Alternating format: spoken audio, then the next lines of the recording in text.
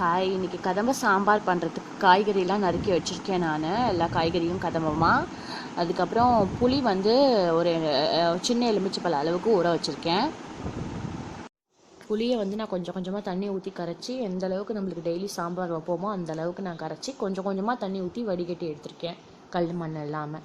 இதேமாரி நீங்களும் தேவையான அளவு சாம்பார் தேவையான அளவு கரைச்சி எடுத்து வச்சுக்கோங்க புளியை.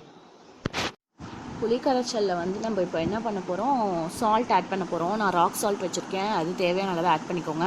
அப்புறம் மஞ்சத்தூள், சாம்பார் மிளகாத்தூள், பெருங்காயம் ஒரு 1/2 டீஸ்பூன் பெருங்காயம் ஆட் பண்ணிக்கோங்க. இப்போ மஞ்சத்தூள் 1/4 டீஸ்பூன் ஆட் பண்ணுறேன்.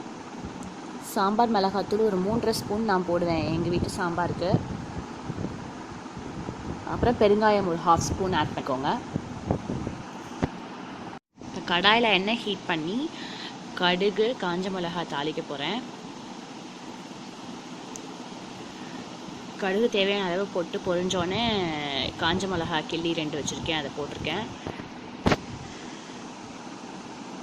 நல்லா கடுகு வெடிக்கட்டும். வெடித்தோடனே நம்ம பச்சை மிளகா, வெங்காயம், மற்ற காயெல்லாம் ஆட் பண்ணலாம்.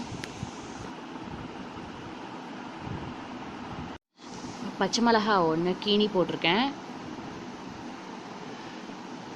அதுக்கப்புறம் வெங்காயம் ஆட் பண்ண போகிறோம்.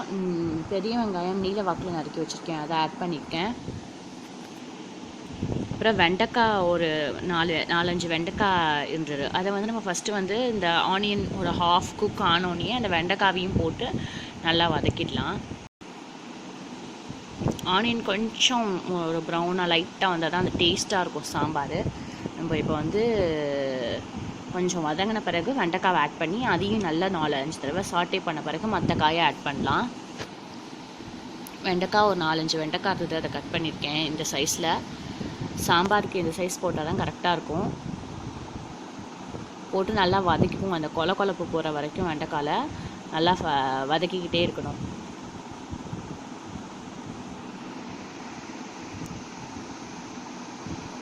காய் நல்லா வதங்கிடுச்சு வெண்டைக்காய், அதனால் இப்போ சொரைக்காவையும் கேரட்டையும் போட்டு வதக்கி போகிறேன். அது நல்லா வதங்கட்டும். நல்லா வதக்கிக்கிட்டோன்னா வாசனையாக இருக்கும். நல்லா அந்த எண்ணெயில் வதக்கின காய்கறியை வந்து சாம்பாரில் போட்டோன்னா நல்லா வாசனையாக இருக்கும். இது கொதிச்சிட்ருக்கு குழம்பு. எல்லாம் வதக்கினேன் இல்லையா, அதில் தக்காளியும் போட்டு நல்லா வதக்கிட்டு இதில் ஆட் பண்ணியிருக்கேன். நான் அந்த குழம்பு கொதிச்சிட்டு இருந்த குழம்புல ஆட் பண்ணியிருக்கேன். நல்லா கொதிக்கிட்டோம், இது வேகணும். காய்கறிலாம் நல்லா வெந்துருச்சு. வெந்த பிறகு நான் வேக வச்ச தோரம்பருப்பு நல்லா மசிச்சுட்டு இந்த குழம்புல ஆட் பண்ணிகிட்ருக்கேன். திட்டமாக இந்த குழம்புக்கு எவ்வளோ தேவையோ அவ்வளோ வேக வச்சுக்கோங்க கரெக்டாக. இதோடய நான் கொஞ்சோண்டு கருவேப்பிலை, கொத்தமல்லி போட்டு மசித்தேன் வேக வச்ச பருப்போட.